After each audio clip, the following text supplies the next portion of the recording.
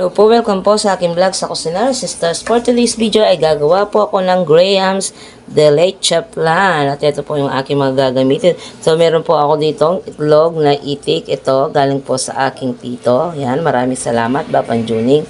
Yan, binigay lang po sa akin to kaya gumawa po ako ng leche flan. Tapos, 10 po yan. Tapos, dinagdagan ko na lang po ng 2 itlog na puti.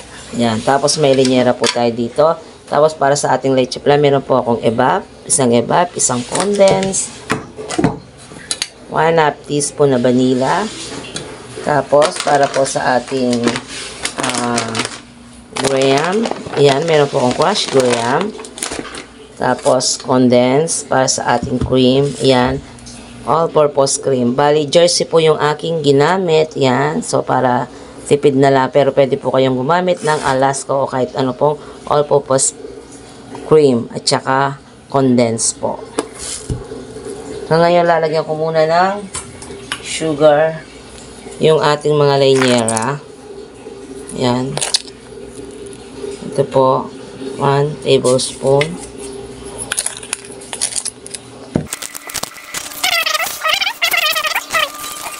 So, ito po yung aking linyera.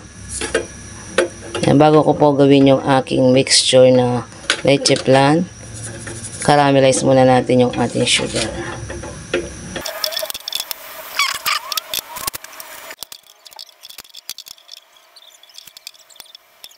Tapos na po akong caramelize ang sugar sa mga linyera. So, yan po, gagawin ko na po ang aking leche flan at mga egg yolks lang po ang aking kukunin dyan sa mga itlog.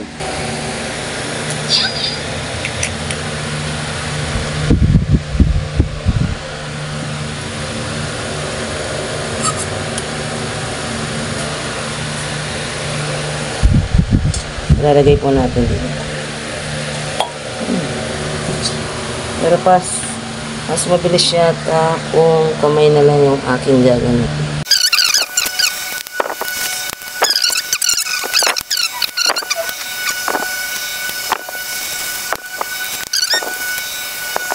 Okay, 12 egg yolk po ito.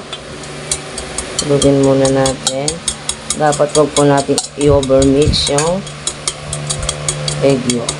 Daan-daan lang po yung pag-mix. First time ko pong gumawa ng leche flan, kaya sana maging successful ito.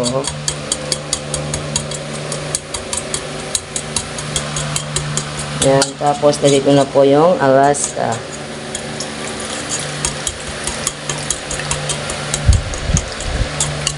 Tapos yung ating condensada. Sana masarap yung aking gagawin dahil first time kong gumawa nito. Tapos lalagyan ko po ng 1/2 teaspoon vanilla extract.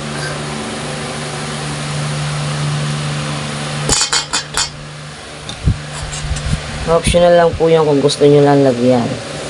Pero kung ayaw nyo, okay lang naman. Tapos mix lang po natin ito hanggang matunaw yung condensada. Yan po, nag-well combine na po yung ating mga sangkap. Yan, tapos gagamit po tayo ng strainer para maging smooth yung ating leche flan. So yan po, kailangan po natin gumamit ng strainer para maging smooth ang ating leche flan. Ayan. Pangalawang beses. Ito po yung pangalawa. Para sure lang tayo na mas smooth ang ating leche flan. So, yan. Nalagay ko na po sa linyera.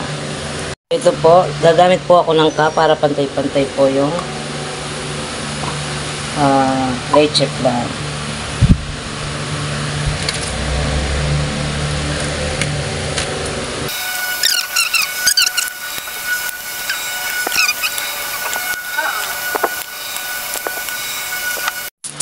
So, yan, ibabalot po natin ng foil para po hindi pasukin ang tubig sa loob. Yan, nabalot ko na pala yung isa.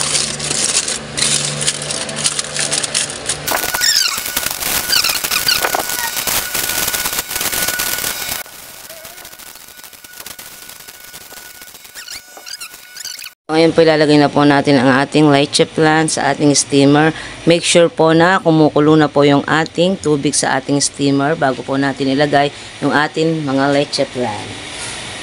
Tapos dapat mahina lang po yung ating apoy. Yan na nga po ang aking mga leche flan yan. Nilagay ko na po sa steamer. Hindi ko lang po na-videoan kanina. So maghintay lamang po tayo ng mga 45 to 30 minutes hanggang sa maluto ang ating leche flan. Manipis lang naman po ang aking mga leche flan ay nilagay sa linyera. Kaya madali namang itong maluto.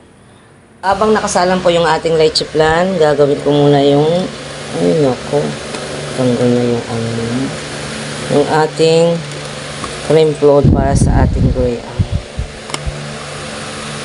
Served overnight po ito, pero malambot yung isang jersey. Ito po ito matigas. Yung isa medyo malambot po. Mas maganda pagka nagbibit po kayo ng all-purpose cream, dapat chilled overnight para mabilis mag-double yung ating cream. Pero yung isa kong Nestle cream, bakit hindi siya tumigas? Ayan na. Ayan, bit na po natin.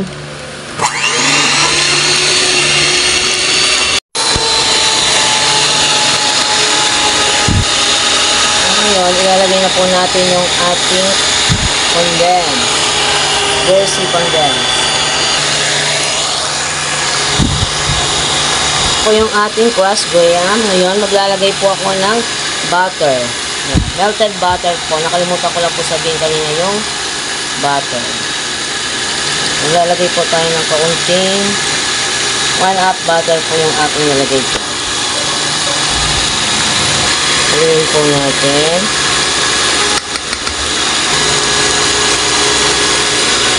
Ating crushed graham. So, habang ulikot yung ating cream, ilalagay muna ako ng crushed graham sa ating mga food keeper.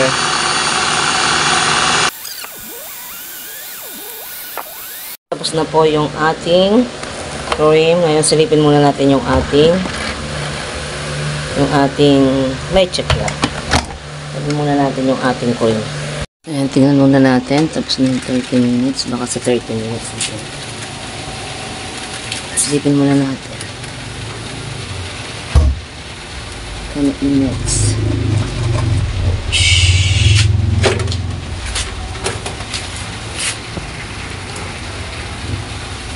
So, ito po yung ating leche flan. Tignan natin. You know, wala na pong sumasama. Bango. Bango-bango. First time ko pong gumawa nito. Buti na lang, hindi siya pel-pack. Ayan, luto na po yung ating. Balik ko lang dito. So, mamaya ko na lang kukunin. Yung ating leche flan. Yan, palalagyan muna natin ito. Oh.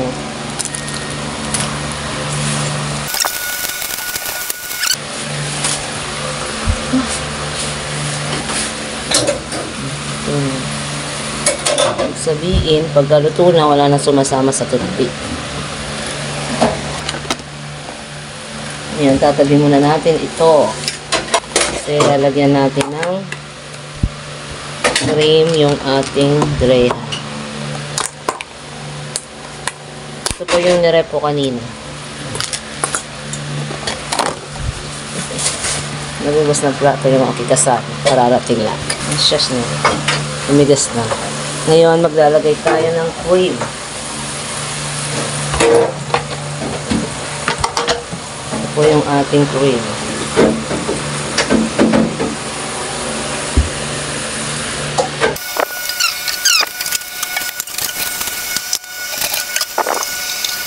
Tapos lagyan, pagkatapos po ng cream, lagyan po natin ulit ng gruyere.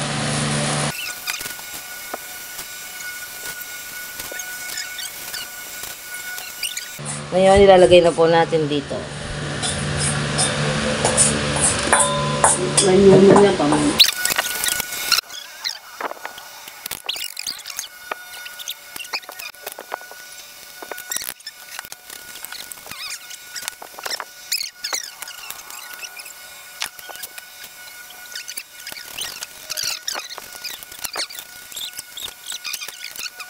Yan, tapos na po. Yan, nandiyan na po yung mga leche plan. Ngayon, lalagyan po natin ng cream dito sa gilid yung ating leche plan.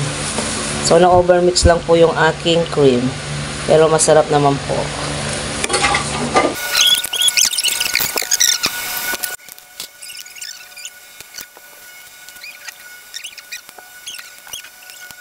Ang aking finished product ng Graham Float Leche Plan. Ayan, lalagay ko muna sa ref ito. Mga 30 minutes po bago po namin kainin.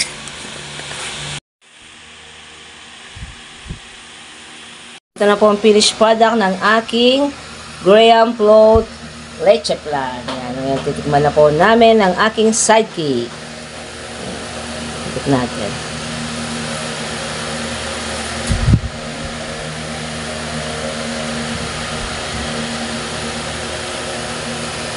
Ikaw naman sidekick, oh.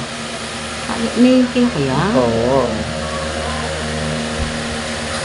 Katulad na po siguro. Nakaragon sa gumi.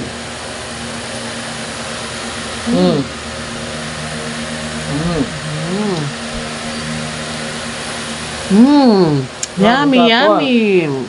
Ang sarap na leche plan. Ang sarap. Tsaka yung float, ang sarap po. Ano naman?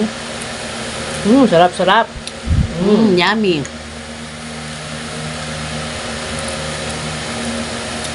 Eh, meron ko doon ni Seto. Seto, tiseto ko pera ng kailan doon. Meron ko doon. Yaman niya to. Yaman niya, anak. Yaman niya ko lang, anak. Yaman niya kayo. Leche plan.